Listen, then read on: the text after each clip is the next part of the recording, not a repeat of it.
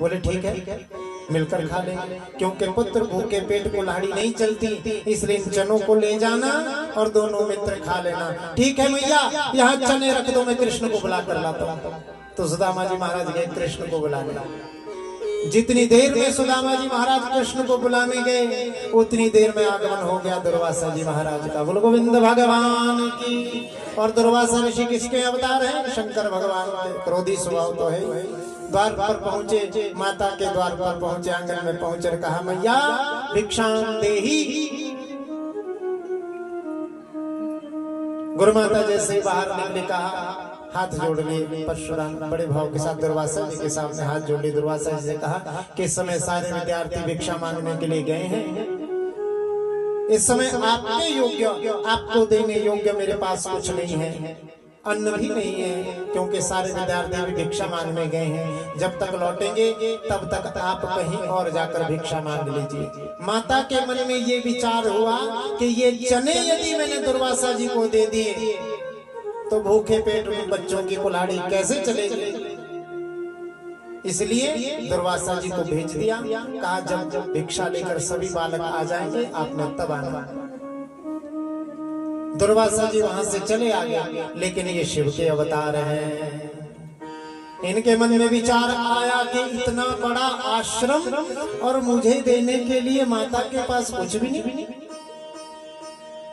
अन्न का एक दाना भी नहीं, ऐसा कैसे हो सकता है? माता मुझसे झूठ बोली क्या? तो आंखें बंद करी तो भुने हुए चनों की पोटली महाराज आंखों के सामने प्रकट हो गई। बोलो गोविंद भगवान की। और जैसे वो भुने हुए चने दिखाई दिए, दुर्वासा जी महाराज वापस आए और माता से कहा माता तुमने अपने पुत्रों को अपना पुत्र माना, मुझे अपना पुत्र नहीं माना। जाओ मैं चनों को श्राप देता हूँ, जो भी ये चने खाएगा वो जीवन भर दरिद्र रहेगा, उसे कभी ऐश्वर्य प्राप्त नहीं होगा। उतनी देर में आ गए सुदामा जी महाराज और उन्होंने ये श्राप सुन लिया। उन्होंने ये श्राप सुन लिया और कहा कि ये चने मैं कृष्ण को नहीं दूंगा। ये राजा का बेटा है, यदि इसने चने खा लिए इसका जीवन नरक हो जाएगा। ना ना क्या करते उस चने का? किसी वृक्ष में डाल देते, वृक्ष बंजर हो जाता। कोई फेंक नहीं सकते थे, अन्न का पहले सम्मान किया जाता था, अब तो हर कोई फेंक देते ना। थोड़े से चावल ज्यादा हुए, पत्ता इकट्ठा किया फेंक दिया महाराज। ना ना अन्न का सम्मान करते हुए आज सुदामा जी महाराज ने उस पोटली को उठाया, अपने गले से लगाया और कृष्ण और बलराम जी वन में चले गए। इसीलिए सुदामा जी महाराज ने वो चने कृष्ण को नहीं दिए। तो क्या सुशीला ये नहीं जानती थी कि कृष्ण उनके बचपन के सगा है? फिर बुढ़ापा वृद्धावस्था में ही सुशीला ने क्यों कहा कि आप जाओ कृष्ण को, कृष्ण के पास वो कुछ देंगे? क्योंकि तब तक दुर्वासा जी का श्राप प्रभावी था, तब तक दुर्वासा जी का श्राप प्रभावी था। और जब तक श्राप प्रभावी था तब तक ये बुद्धि नहीं आई, सुशीला के मन में ये भाव नहीं आया कि कृष्ण भी कुछ दे सकते हैं। अब जब वृद्धावस्था आ गई, जब ये स्थिति आ गई कि सुदामा कुछ करने लायक नहीं, इसका परिवार भी बड़ा हो गया, इसकी पत्नी भी वृद्धावस्था को प्राप्त हो रही है, अब मेरा सुदामा, अब मेरा भक्त कुछ नहीं कर सकता। तो आज भगवान श्री कृष्ण ने कहा मैं अपने संपूर्ण ऐश्वर्य से दुर्वासा जी के श्राप को तिरोहित करता हूँ, आज के बाद दुर्वासा का श्राप नहीं लगेगा। उस दिन सुशीला बोली कि जाओ कृष्ण के पास, वो कुछ आपको देंगे। तो उसी दिन सुदामा जी को कहती हुई सुशीला पहुंचा। सुशीला ने सुदामा जी को भेजा। सुदामा जी ने कहा सुशीले खाली कैसे जाऊं? देखो गुरु के पास, भगवान के पास कभी खाली हाथ नहीं जाना, पत्र और पुष्प हाथ में लेकर जाओ, खाली नहीं जा सकता कृष्ण के पास। अगर तुम्हारे पास कुछ है तो क्या सुदामा जी नहीं जानते थे कि एक फूटी कटौती, एक टूटा तवा, इसके सिवा कोई संपत्ति नहीं है, क्या दे सकती है? क्या पत्नी नहीं जानती कि उसके पति के पास क्या है क्या नहीं है? और क्या सुदामा जी को नहीं पता था कि मेरी पत्नी कुछ दे सकती है कि नहीं दे सकती? लेकिन फिर भी अपनी पत्नी से कहा कि यदि तुम्हारे पास कुछ है तो दो। इसका मतलब ये भागवत की पंक्ति व्यर्थ पड़ गई, जानबूझकर व्यर्थ पड़ गई। और शास्त्र का ये नियम है, जो चीज जहां व्यर्थ पड़ती है, शास्त्र की जो चीज जहां व्यर्थ पड़ती है वो दूसरे अर्थ को ज्ञापित करती है। तो दूसरा अर्थ क्या है? दूसरा अर्थ ये है कि शास्त्र ये बताना चाहता है कि हर गृहिणी को कभी खाली नहीं रहना चाहिए। बोलो गोविंद भगवान की। अपने पास कुछ ना कुछ रखे, अर्थात बाहर से कहां से लाएगी? कहां से लाएगी? बाहर से अपने ही पति की खलीता से निकालती रहे, महाराज अपने ही पति की जेब से निकालती रहे। सुन लो मेरी माता बहन, आज के बाद ऐसा करना, चोरी नहीं करवा रहे हैं, आपका ही धन है। हाँ, जब पति देव बाहर से आवे, पटिताई करके आवे, नौकरी से आवे, ठेकेदारी से आए, जब पति देव हाथ पैर धोने चले जाए ना, तो चुपके से अपने पति का पर्स टटोल लेना चाहिए। बोलो गोविंद भगवान की। 100-200 हुए तो 10-20 निकाल लो, 1000-2000 हुए तो 100-200 निकाल लो, 10-20 हजार हुए तो 1-2 हजार निकाल लो, और निकाल कर भूल जाओ और अपने घर में अपने संदूक के सबसे पुराने वाले सूट के सबसे नीचे वाली तह में बढ़िया सीधे करके लगा दो।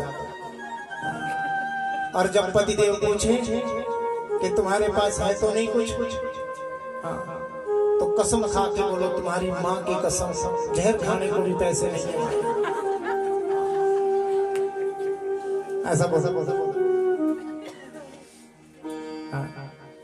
और याद रखना, जीवन में जब पति को बहुत संकट होगा, चाहे उसने आपको कभी नहीं दिए हो, फिर भी आपसे कहेगा आज बहुत दिक्कत चल रही है, तेरे पास तो नहीं है कुछ 100-200 दे दे। उसको पता है उसने कभी नहीं दिए, लेकिन मांगेगा जरूर अपनी पत्नी से, तो कहां से देगी? और हाँ, ऐसा मत करना कि निकाले और दे दिए, लो ना। ऐसा कहना कि पिछले महीने गई थी अपने भाई जी के घर, उन्होंने 5000 दिए थे कि उनका उधार है, आपको दे रही हूँ, अगली बार वापस दे देना। ऐसा नहीं कहना कि तुम्हारे ही महाराज आपकी जेब के निकाले गए। ऐसा बोलो कि फिर नहीं मिलने वाले, फिर तो बोलेगा मेरे पैसे खा गए। उनसे कहना क्या कि मेरे भाई जी ने दिए थे 5000, उधार दे रही हूँ, वापस दे देना अगली बार जैसे ही कैश आएगा।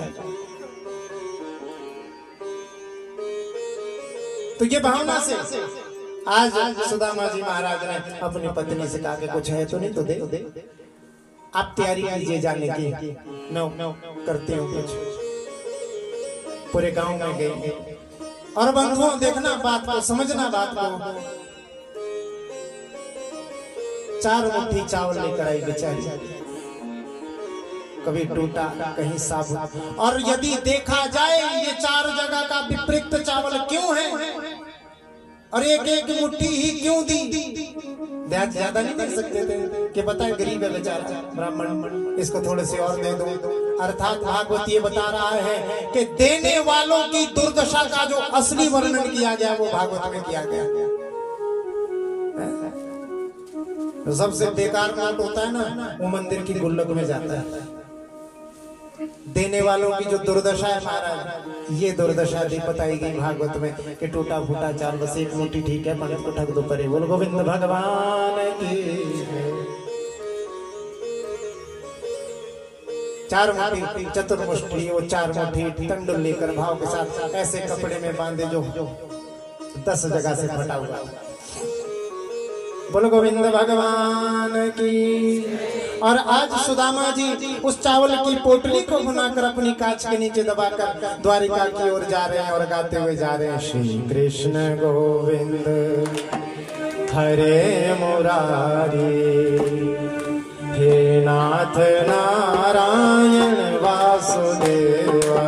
श्री कृष्ण गोविंद हरे मुरारी, हे नाथ नारायण वासुदेवा। हे नाथ नारायण वासुदेवा, हे नाथ नारायण वासुदेवा, हे नाथ वासुदेवा, हे नाथ नारायण वासुदेवा, हे नाथ नारायण वासुदेवा, हे नाथ नारायण वासुदेवा। श्री कृष्ण गोविंद हरे मुरारे, हे नाथ नारायण वासुदेवा। श्री कृष्ण गोविंद हरे मुरारे, हे नाथ नारायण वासुदेवा।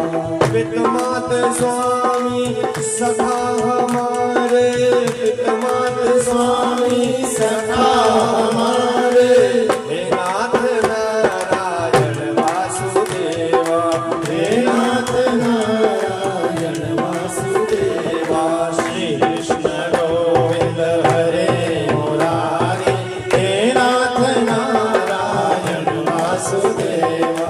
श्री कृष्ण गोविंद हरे मुरारे, हे नाथ नारायण वासुदेवा, हे नाथ नारायण वासुदेवा, हे नाथ नारायण वासुदेवा।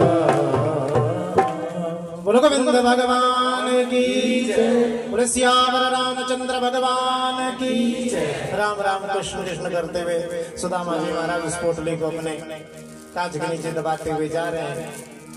और ऐसा वर्णन भागवत में तो नहीं है।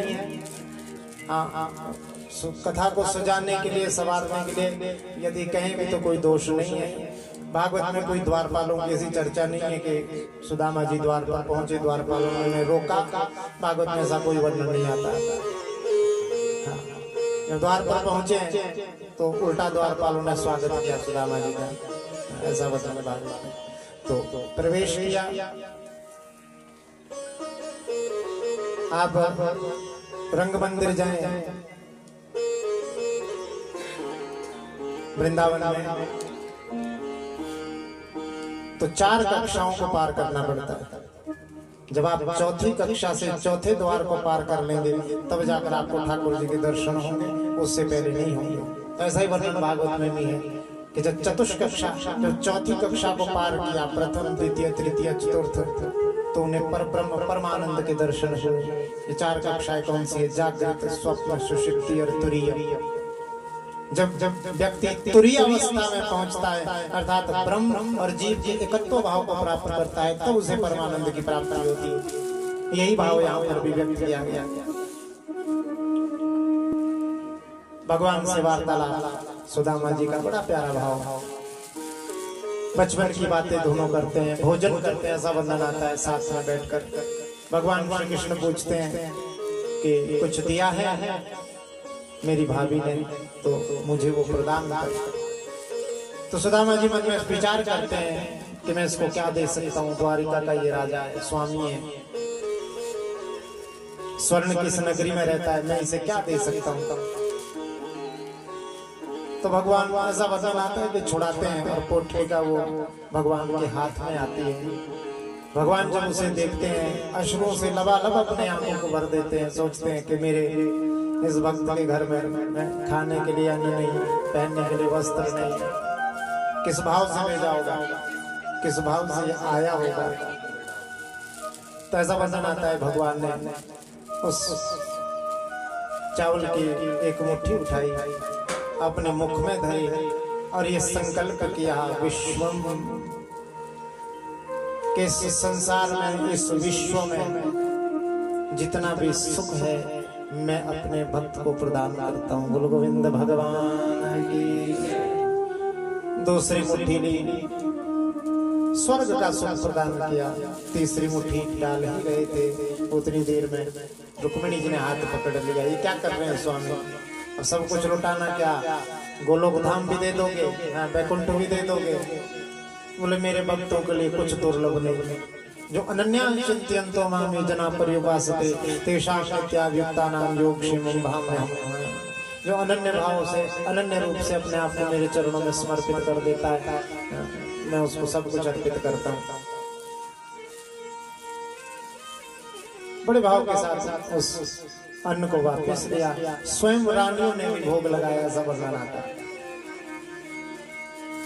इस प्रकार से भागवत जी में तो ये वर्णन आता है कि शाम को सायकालीन सत्र में पहुंचे, एक रात्रि भी वहां नहीं रुके, ऐसा भागवत में वर्णन।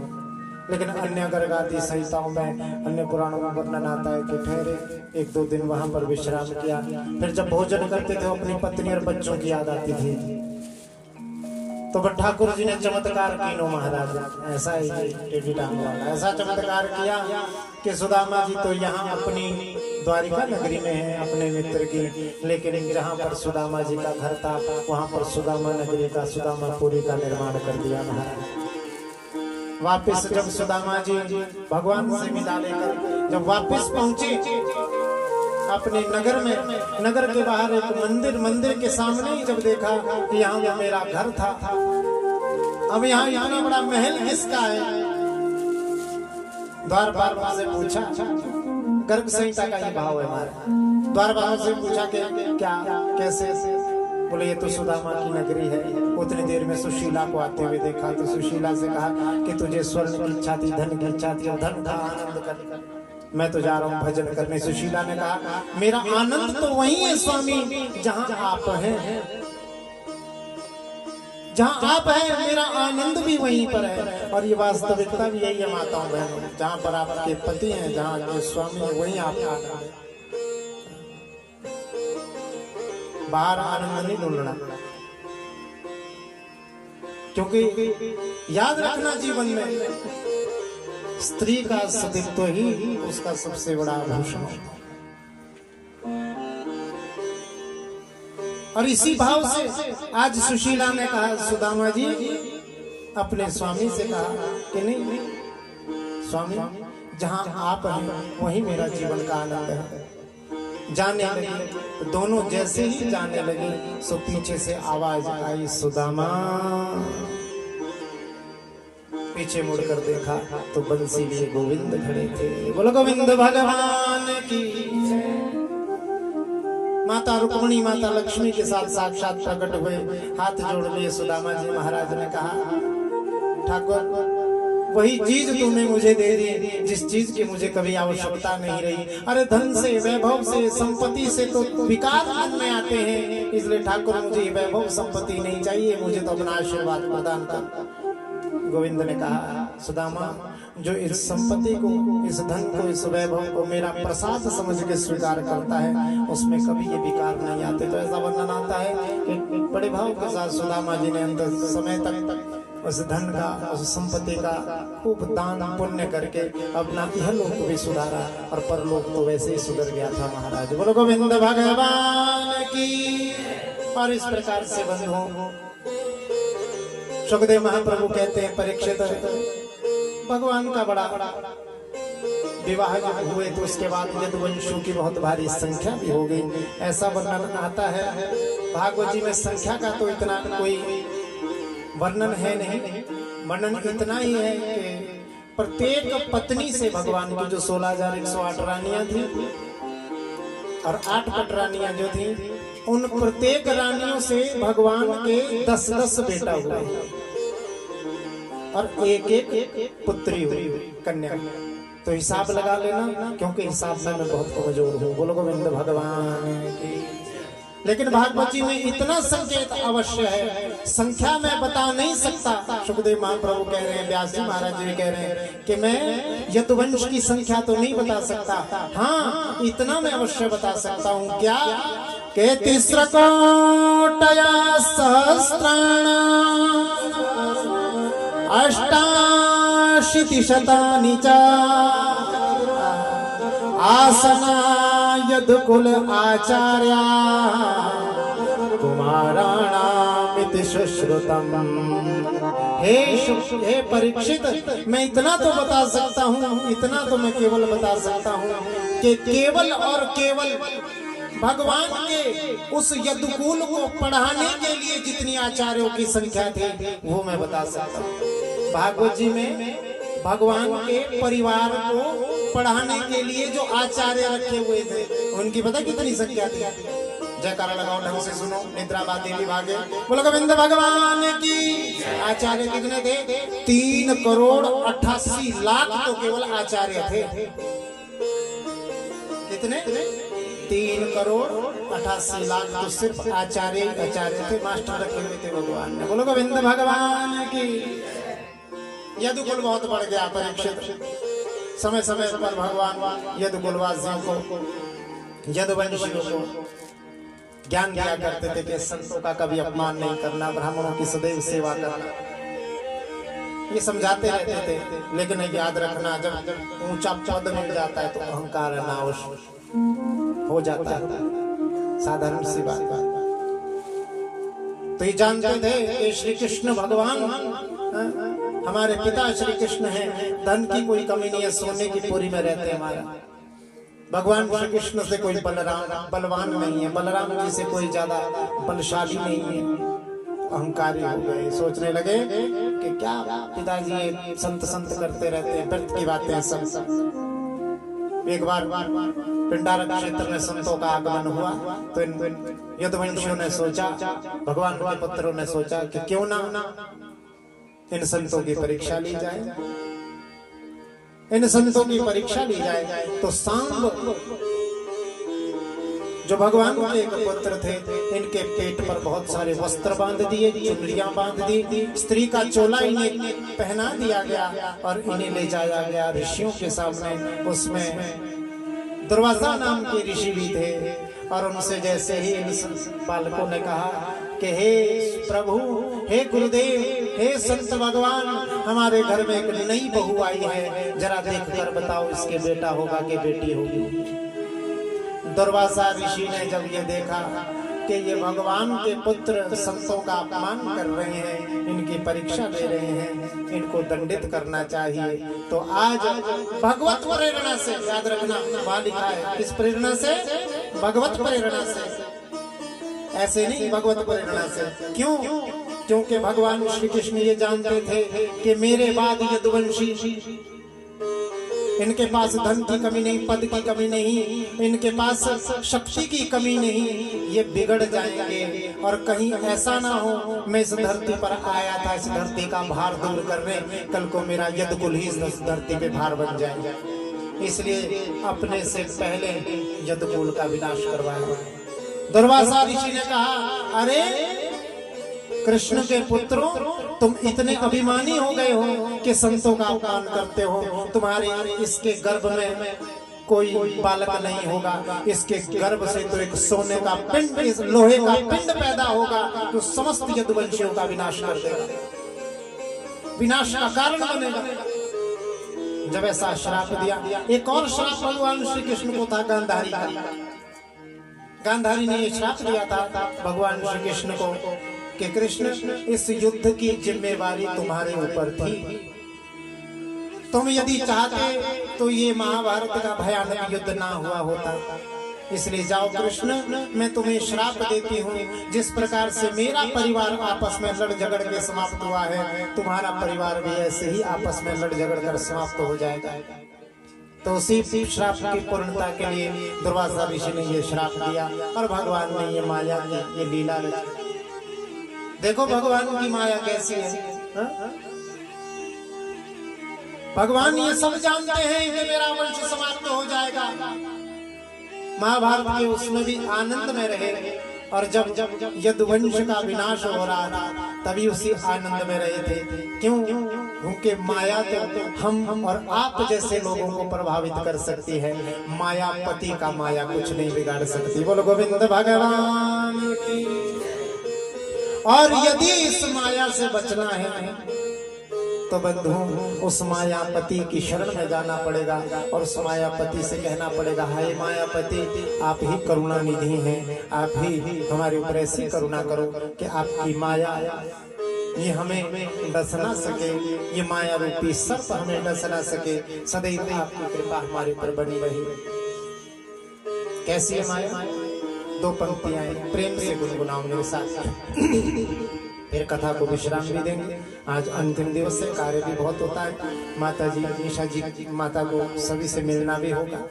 तो आइए दो पंक्तियां गुनगुनाएंगे कि माया तेरी बहुत कठिन है राम, ये माया तेरी बहुत कठिन है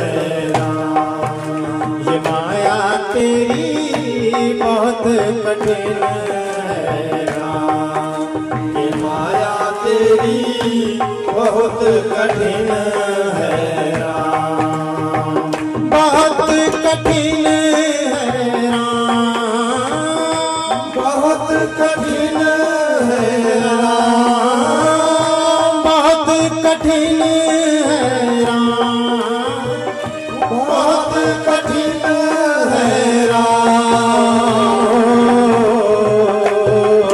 ये माया तेरी बहुत कठिन है राम, ये माया तेरी बहुत कठिन है राम। प्रेम के साथ इस माया से बचना है तो पहले इस काया को समझना पड़ेगा, इस काया के बारे में पता होना चाहिए। कैसी है काया? भाव के साथ अगली पंक्ति में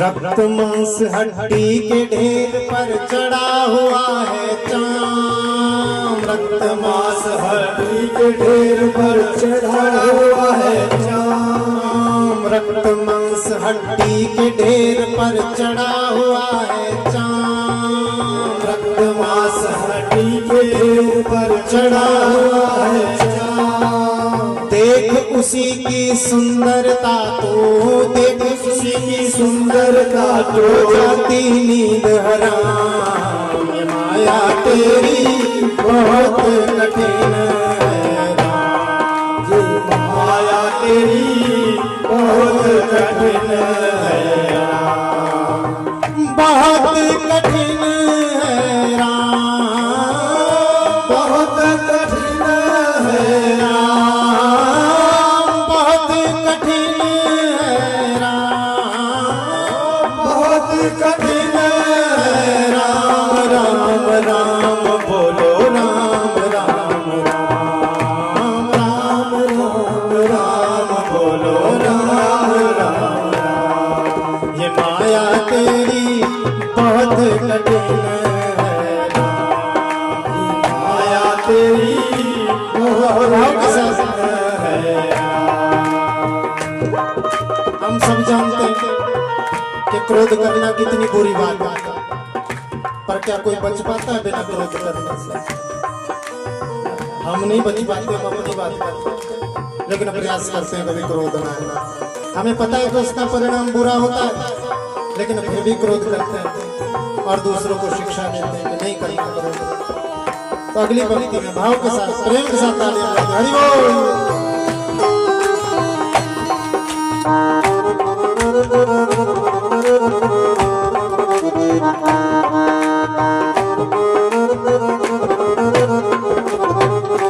करता नित्य विरोध क्रोध का कहता बुरा परिणाम, करता नित्य विरोध क्रोध का कहता बुरा परिणाम, हाँ करता नित्य विरोध क्रोध का कहता बुरा परिणाम, करता नित्य विरोध क्रोध का कहता बुरा परिणाम, होता क्रोधित स्वयं तो होती, होता क्रोधित स्वयं तो होती, वाणी बिना लगाम, ये माया तेरी बहुत कठिन है राम, ये माया तेरी बहुत कठिन है राम। प्रेम के साथ भाव के साथ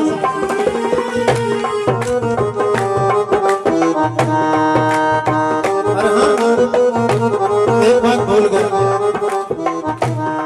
हम रोज किसी न किसी की मृत्यु होते देखते हैं, सुनते हैं, है ना? रोज सवेरे सुनते हैं, लेकिन क्या उसको रोक पाते हैं? क्या हमारे में इतना सामर्थ्य है कि हम उस मृत्यु को रोक सकें? भैया मौत नहीं होने देनी किसी की। हम सब ये जानते हैं, हम भी जानते हैं, आप भी जानते हैं कि एक न एक दिन समान जानना ही है, लेकिन भवन फिर भी कितने ऊंचे ऊंचे बनाते हैं कि सामान 100 बरस का और पल की खबर नहीं। अगली पंक्ति में भाव